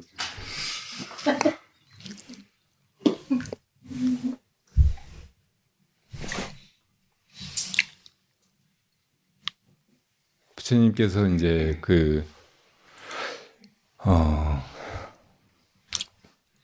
코살라라고 하는 큰 나라의 그 왕이 군대를 일으켜가지고 석가족을 괴멸시키려고 할 때 석가족들은 다 부처님의 제자가 됐고 부처님의 계우를 소중히 생각하고 우리가 죽더라도 이제 살생을 하고 그러지는 않겠다고 다 이제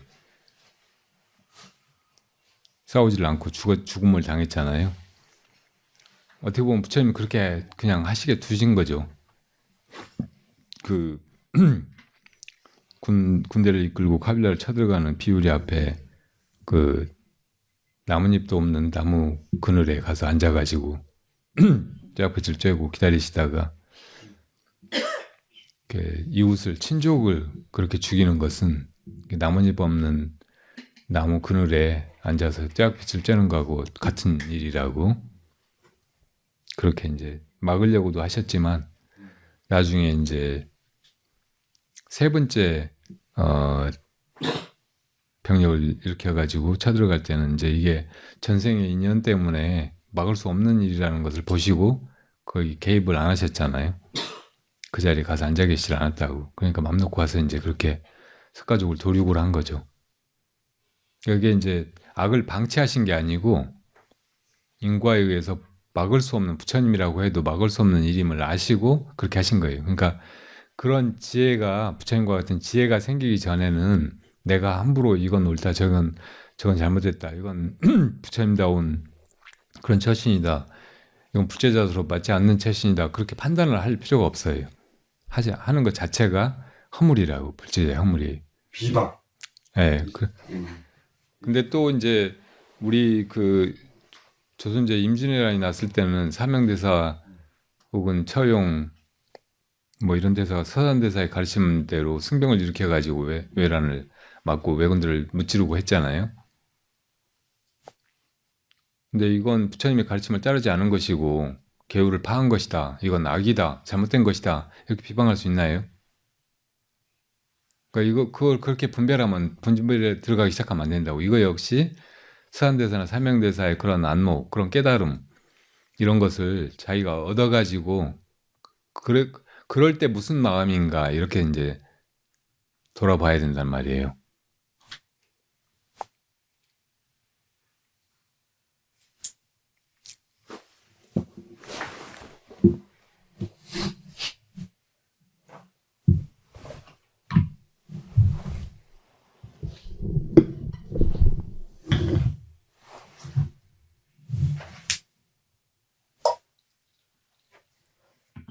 지금 일본에 막 뭐 이런저런 자연재해가 잇따르고 일본의 국군이 아주 위태로워 보이기도 하잖아요.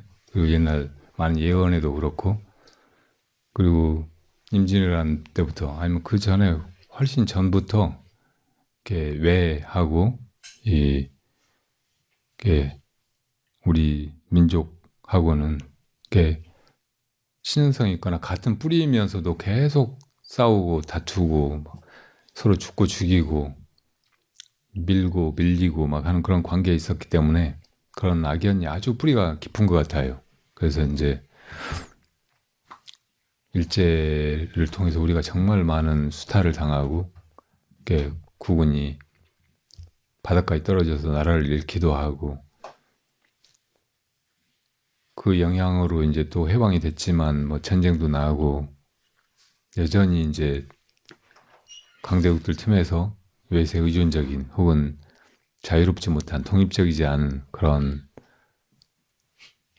모습으로 이렇게 위태롭게 우리가 이렇게 살아가고 있는데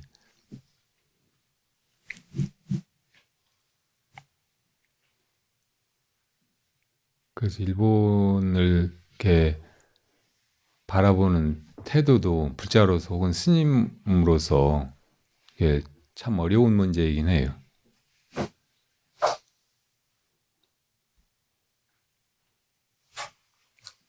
근데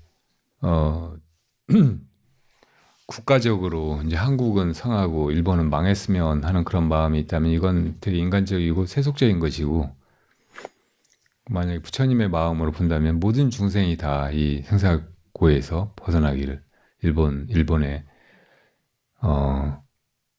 사람들 생명들도 그렇고 한국의 사람들도 그렇고 세계 모든 사람들이 이 법계 모든 존재들이 다 그렇게 되기를 바라는 거 이건 당연한 거고 아무런 허물이 없는 거란 말이에요. 근데 내가 한국 사람이 돼가지고 일본 망했으면 일본 사람들 다 대륙이 침몰해 일본 섬이 침몰해가지고 다 빠져 죽었으면 이렇게 바란다면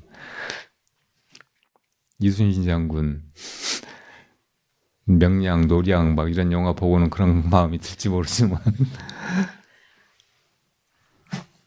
불제자로서는 가져서는 안 되는 마음이죠.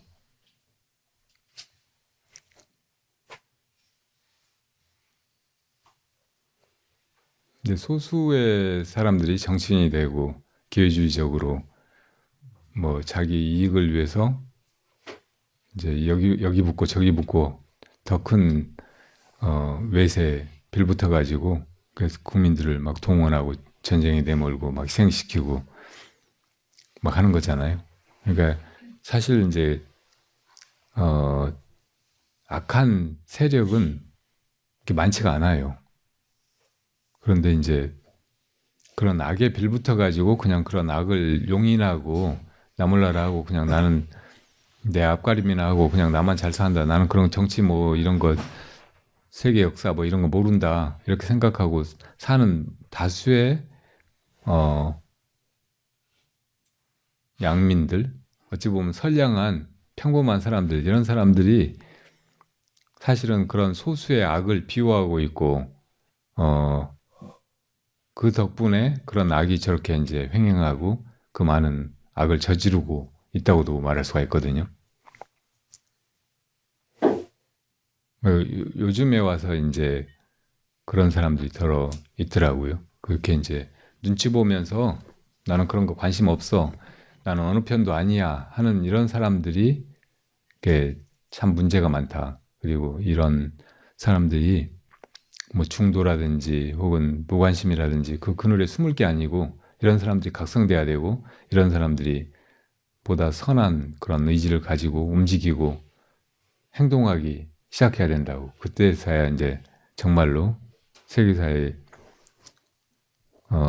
혹은 국가의 흐름이 바뀔 거라고. 한국 사회에서도 정말 그런 것 같아요. 얘기를 안 하려고 그랬는데 얼마 전에 제가 엄청 불행하게 느꼈던 일이 또 하나 있었는데 이빨 빠진 거 말고요.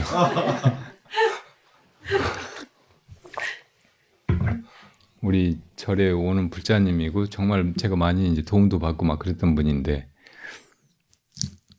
이재명이 그렇게 이제 칼에 찔린 날 와가지고 이재명 욕을 막 하는 거예요. 이재명 순 거짓말만 하고 말 바꾸기만 하고. 그러니까 이분은 그 뭐 TV조선이나 뭐 KBS 뉴스나 막 이런 것만 보고 혹은 이제 가짜 뉴스로 온통 막 범벅인 그런 유튜버 방송 계속 그런 게 이제 한번 그거 보기 시작하면 계속 그쪽에 그 유튜브 방송만 막 연결시켜 주잖아요. 그러니까 그런 것만 보던 분 같아요. 그 이재명이 무슨 거짓말을 했냐고. 그때 근거도 없어요. 뭐 되지도 못해. 그러면서 막 어떤 이재명을 너무 이렇게 막 싫어한다는 식으로 막 이렇게 얘기를 해서 내가 이제 이래저래 내가 들은 대로 아는 대로 이렇게 저렇게 해명을 해주고 막 하다 보니까 전혀 그런 걸 안 받아들이고 계속 또 고집스럽게 그런 태도고 그래서 이제 내가 목소리를 좀 크게 했어요. 그랬더니 스님 왜 화를 내세요?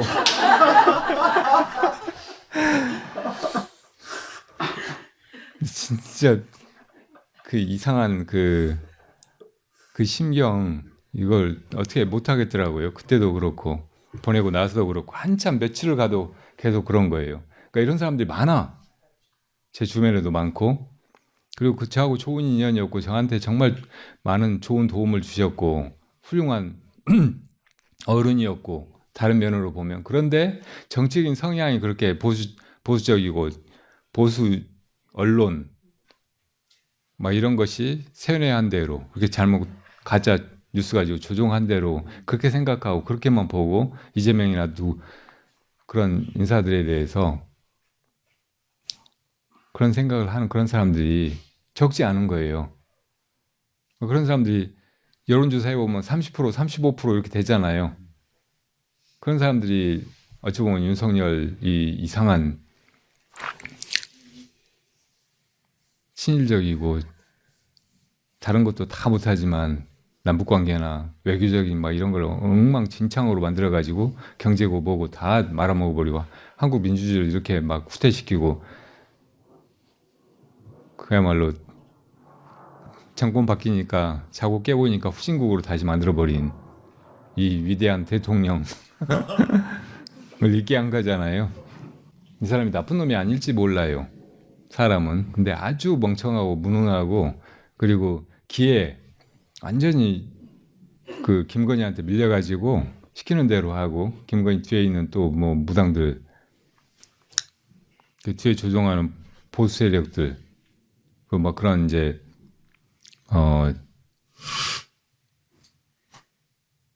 친일적인 혹은 친미적인 그런 어떤 역사관을 가지고 아주 잘못된 그리고 대단히 야비하고 이기적인 그런 관점에서 외교 정책이라든지 대외 노선 막 이런 거를 조종하고 움직이고 하는 그런 놈들 한테 이제 완전히 조종당한 술김에 이런 놈을 왜 뽑냐고 왜 몰라보고 다 보고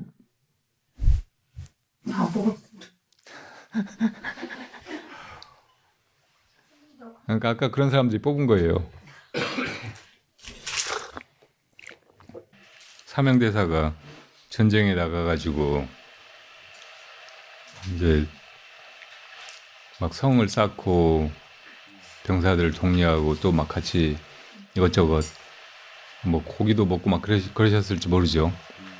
그렇게 이제 지내면서 산속의 생활을 그리워하는 그런 시가 많이 있어요. 사명대사가 정말 그렇게 원해서 군인이 되고 막 외국들 죽이고 그렇게 스님답지 않은 모습으로 지내고 막 그랬겠어요. 상황이 그러니까 그런 거고 그때는 사명대사도 조선의 한 백성이라고 생각하고 어떻게든 전쟁으로 그렇게 많은 조선 사람들이 죽어나가는 거 이걸 막아야 되겠다 생각하고 몸을 던져서 그렇게 하신 거겠죠. 다 불제자이면서도 다 부처님 당시에 그 활을 들고 겨누고도 쏘지 않고 그냥 적들이 와서 목을 벨 때까지 저항하지 않고 죽어나갔던 그 카빌라 불자들이나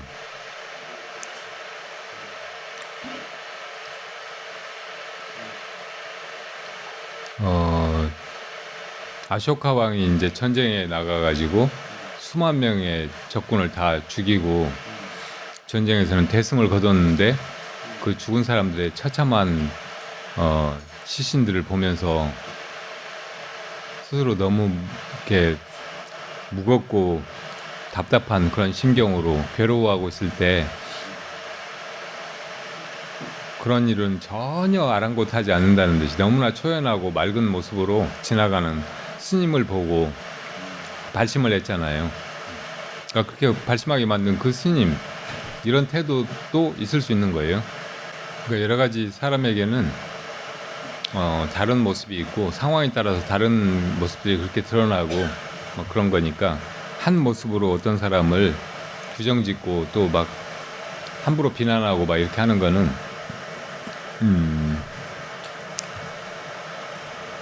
뭐 그렇게 하는 것도 그 사람의 자유일 수도 있겠지만 안 맞을 수도 있어요. 네, 부처님께서 상황에 따라 처음에는 그 비우리가 군대를 몰고 석가족을 다 괴멸시키려고 가니까 막으려고 하셨잖아요. 그것도 이제 하는 데까지는 하시지만 또 이제 이게 절대 될 수 없는 일이라는 걸 아시고는 또 안 하셨잖아요. 어떻게 보면 이제 부처님이 인연 따라서 인연 상황에 응해서 자유롭게 하신 거라고. 정해진 답이 없는 거예요.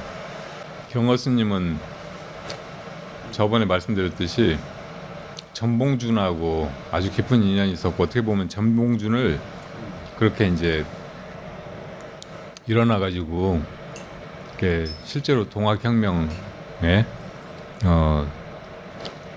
가담하게 하고 그걸 지휘하게 하고 그런 분이잖아요. 진법까지 가르쳐줘 가면서 이렇게 어디로 모여가지고 일으키고 뭐 어디로 움직이고 막 그렇게 하라고 하셨다고 하니까. 그리고 경허스미 제자 망공스님은 해방 전에 49일 동안 조국의 독립을 발언하고 기도를 하셨어요. 기도 이제 회항하는 날 세계 유라라고 무궁화 꽃잎을 따가지고 적으셨다고. 그리고 그날 해방이 됐다고 그래요. 그 망공선사 그 개송이 간월도에 걸려 있었는데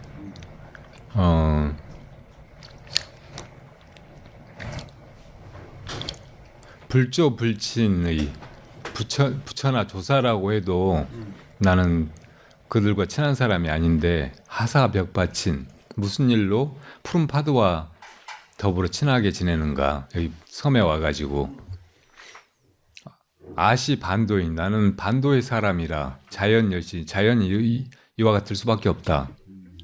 이렇게 적어놓으셨더라고. 그 마음이야 뭐 부처님 마음이나 조사의 마음이나 다 하나지만 처한 상황, 시공간에 따라서 이렇게 다른 모습으로 거기 응해가지고 드러날 수밖에 없는 거예요.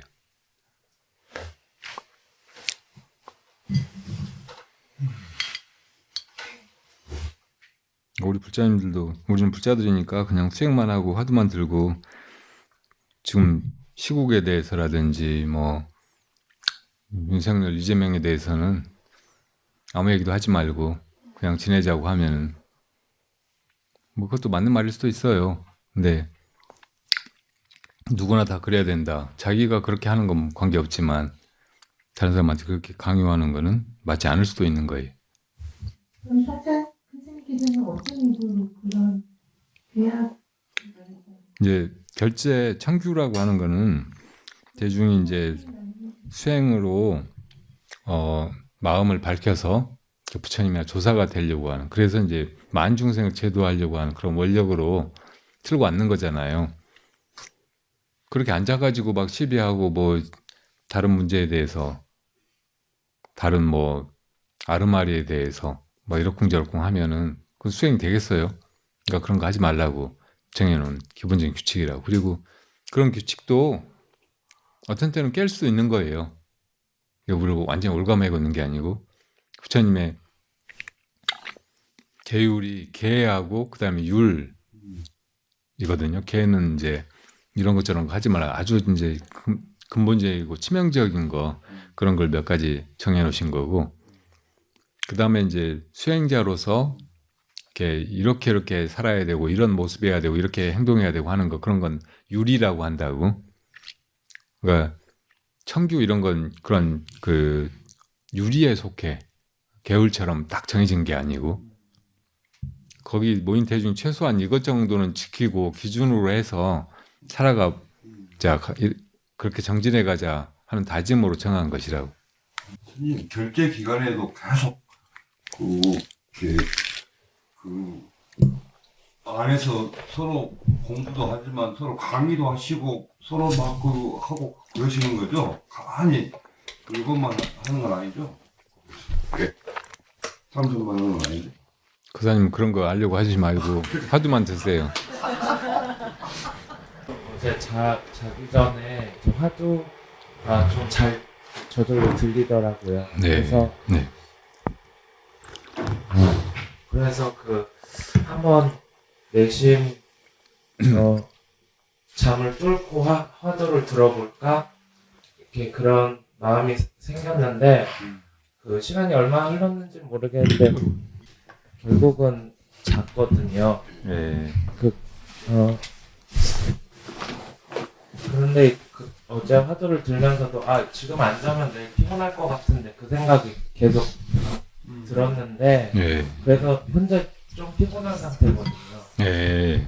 근데 제가 그 마음에 따라서 화두 들 때 그래도 어느 정도 제 생체 리듬에 그걸 좀 맞춰서 해야 되는 건지 아니면 지금 피곤한 것까지 화두로 돌이켜봐야 되는 건지 네. 또 추가로 이렇게 잠을 안 자고 화두를 어떻게 듣는지. 네.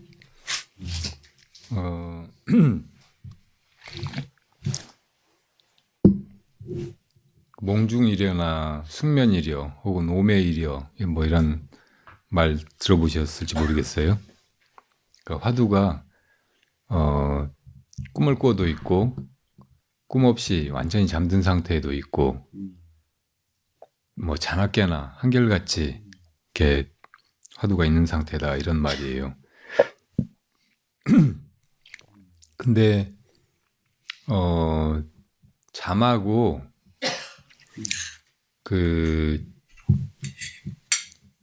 깨어있는 의식 이거하고는 빛과 어둠 같이 있을 수가 없어요. 그래서 이제 잠이 들었는데 화두를 들고 있는 상태, 내가 화두를 든다 이런 느낌을 가지고 화두를 드는 거, 이건 불가능해요. 그럼 뭐가 잠이 든 상태에서 이래야 한다는 말이냐 하면은, 이게 화두의 의심, 그러니까 화두가 이야기한 어떤 각성력, 이걸 이제 제3의 의식이라고도 표현하는데 그런 것이 있는 거예요. 그거는 이제 잠 들어가지고 확인할 수도 있고 잠에서 깨가지고 그대로였구나 하고 확인할 수도 있어요.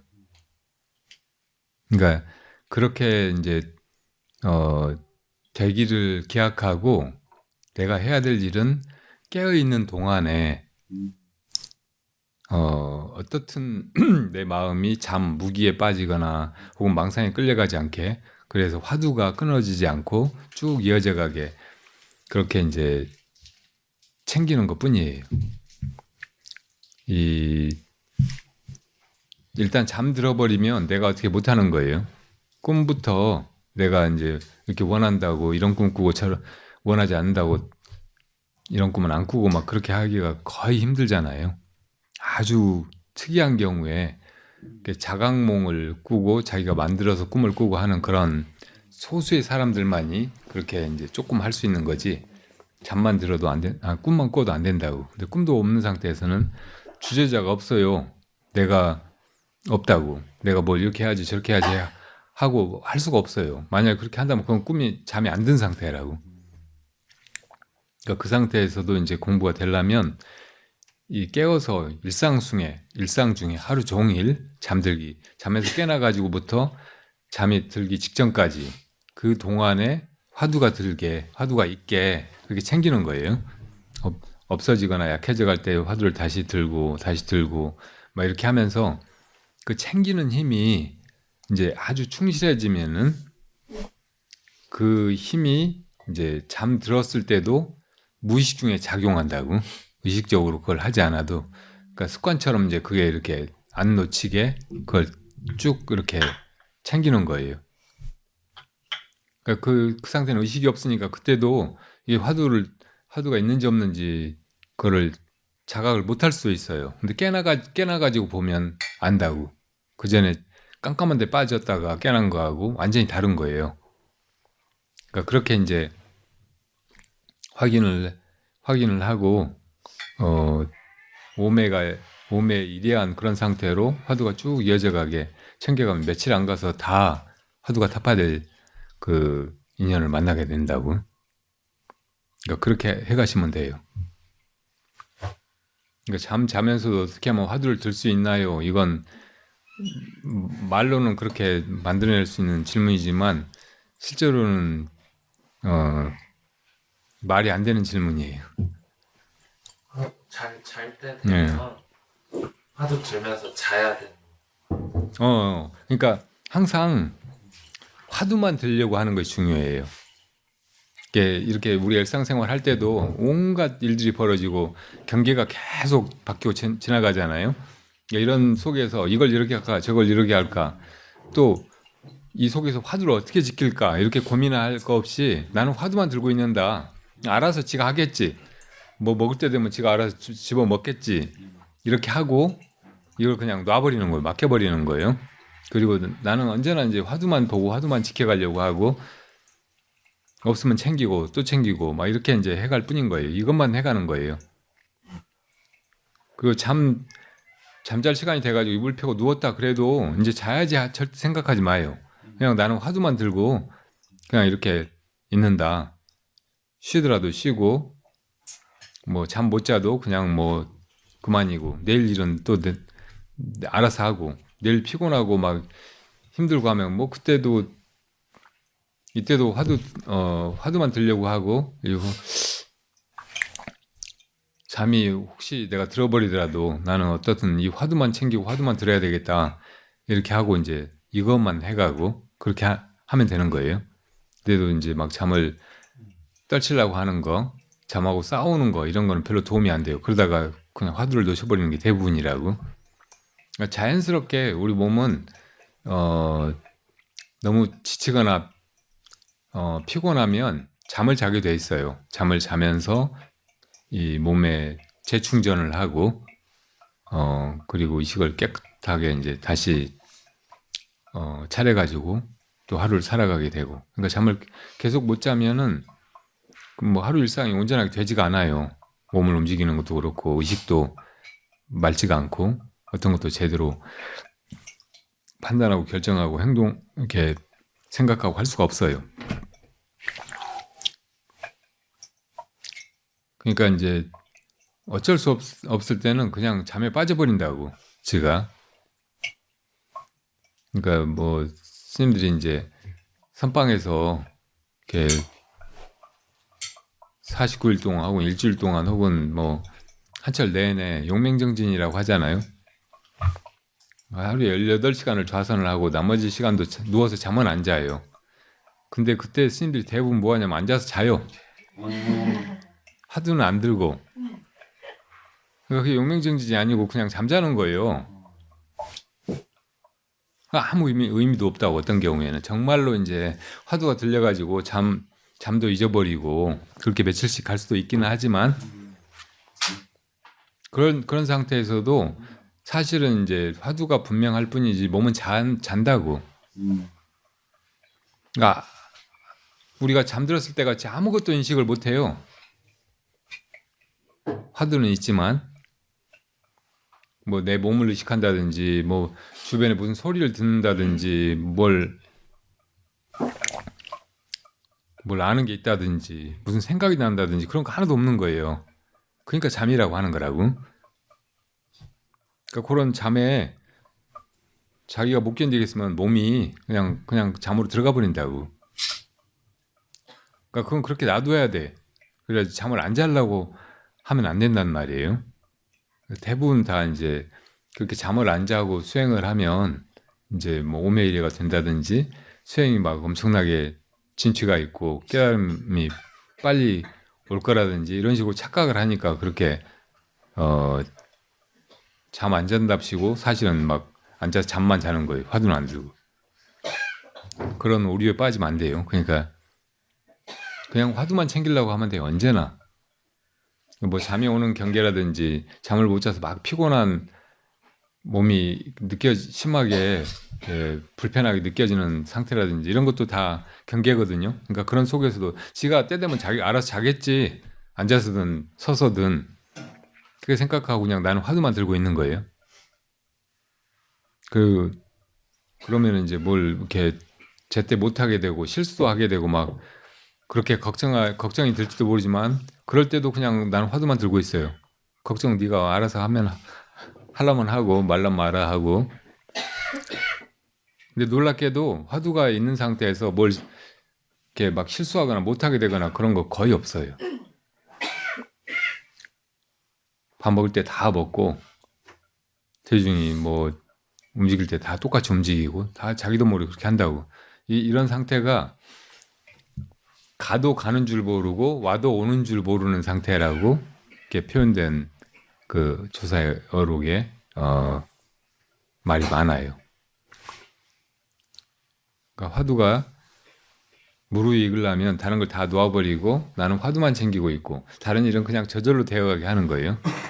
그러니까 그게 완전히 무르익으면 와도 오는 줄 모르고 가도 가는 줄 모르고 내가 뭐 하는데도 하는 줄 모르고 그냥 그 일이 벌어지는 거예요. 나는 속으로는 화두만 들고 있어. 잠이 들어도 그냥 화두만 들고 있어. 이렇게 돼버려야 된다고. 그게 이제 공부가 익은 상태. 내 공부해야 될 노력을 다한 상태라고 말할 수 있어요. 제가 그 화두를 들고 있다가 스님하고 얘기할 때는 또 제가 스님한테 집중을 해야 되는데 그 순간에는 뭔가 화두를 안 들고 지금 이 순간 같은 안 들고 거 그래서 자꾸 제가 왔다 갔다 하는 것 같은 느낌이 드는데 그러면 스님하고 지금 얘기하는 그 순간에도 그냥 말은 내가 하는 게 아니라 화두만 들고 있으면 된다는 건가요? 네, 이제 화두만 들고 있으려고 했는데 스님 말이 들렸고 내가 또 막 대답도 하게 됐고 그러면 관계 없어요. 그리고 그 상태에서 화두가 없는 것 같아도 이 화두가 조금만 깊어지면은 이 무슨 생각이 일어나는 그 차원에서 화두가 진행되는 게 아니고 더 깊어져 가지고 밑에서 쭉 이렇게 어떤 느낌처럼 가거든요.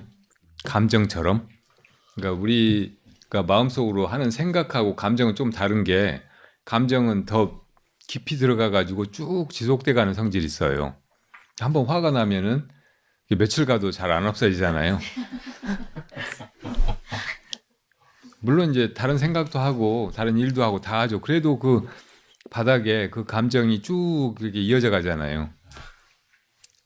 그렇게 이제 화두가 의정이 된다고. 처음에는 이제 생각으로 뚜렷하게 내가 이걸 의심하고 있구나 그렇게 자각할 수 있는 의심으로 그게 느껴지는데 그게 조금 더 깊어지면 의정이 돼가지고 겉으로는 이제 막 대화도 하고 딴 생각도 하고 막 그러는데도 이게 애 잃어버린 엄마가 얘 찾아야 되겠다는 생각을 잠시 안 하고 막 뭐 빨래도 하고 다른 사람하고 얘기도 하고 뭐 잠도 자고 막 그럴지 모르지만 그 바닥에 계속 있잖아요. 얘 어디 있을까?